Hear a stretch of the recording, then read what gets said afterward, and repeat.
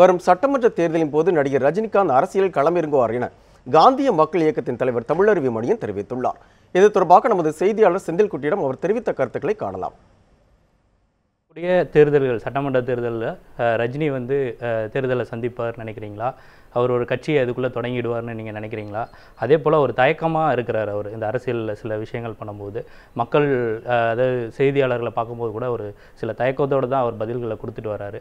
இந்த நிலையில் அவர் வரக்கூடிய தேர்தல்களை அவர் நேரடியாக நின்று சந்திப்பார்னு நினைக்கிறீங்களா? கட்சி தொடங்குவார்னு நினைக்கிறீங்களா?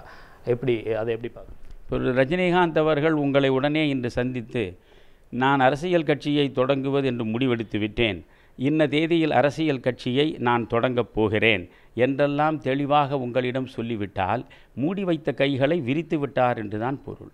கைகளை மூடி வைத்திருக்கிற வரையில்தான் கைகளுக்குள்ளே என்ன இருக்கிறது என்று ரஜினிகாந்தை நீங்கள் தேடிக்கொண்டே இருப்பீர்கள். அவர் கைகளை விரித்து விட்டால் சரி, ரஜினிகாந்த் வந்து விட்டார் என்று உங்கள் அடுத்த வேலைக்கு நீங்கள் சென்று விடுவீர்கள்.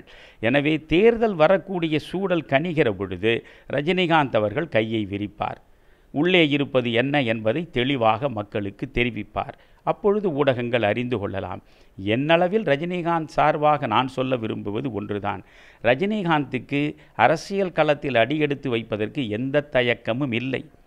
அவர் யோசித்து முடிவெடுத்திருக்கிறார். எண்ணி துணிக கருமம் துணிந்தபின் எண்ணுவம் என்பது இழுக்கு என்ற வள்ளுவனுடைய வாய்மொழியின் அடிப்படையில் நிரம்ப யோசித்து அதற்கு பிறகு அவர் எடுத்திருக்கிற தெளிவான முடிவுதான் அரசியல் அரங்கத்தில் அடியெடுத்து வைப்பது.